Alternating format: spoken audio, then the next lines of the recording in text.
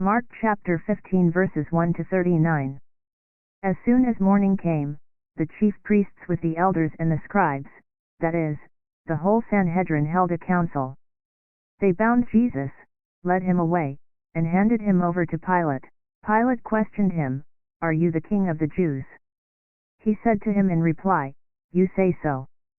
The chief priests accused him of many things.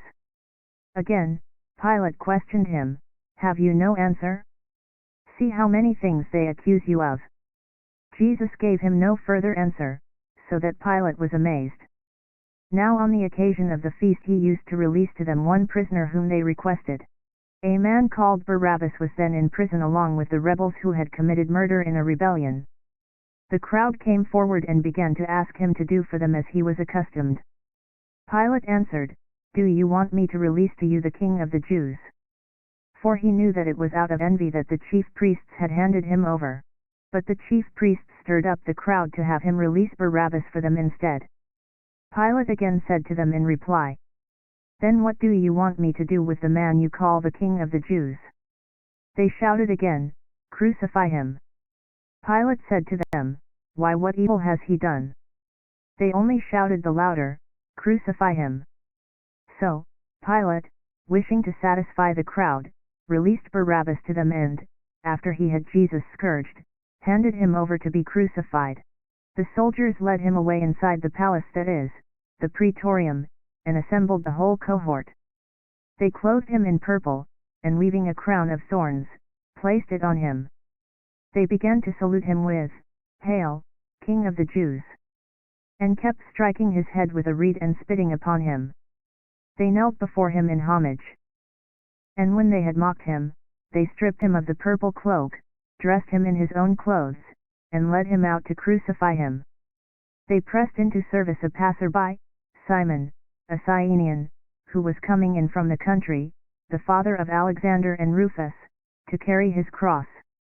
They brought him to the place of Golgotha, which is translated place of the skull. They gave him wine drugged with myrrh, but he did not take it.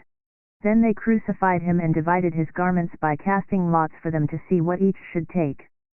It was 9 o'clock in the morning when they crucified him.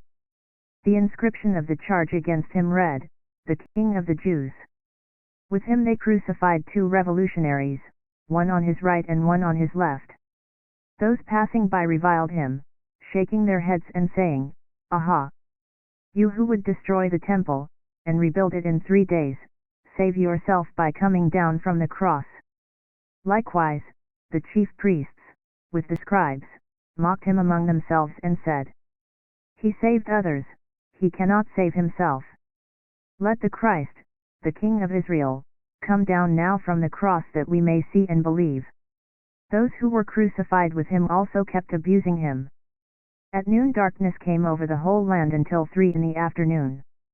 And at 3 o'clock Jesus cried out in a loud voice, "Eloi, Eloi, lema sabachthani," which is translated, my God, why have you forsaken me?"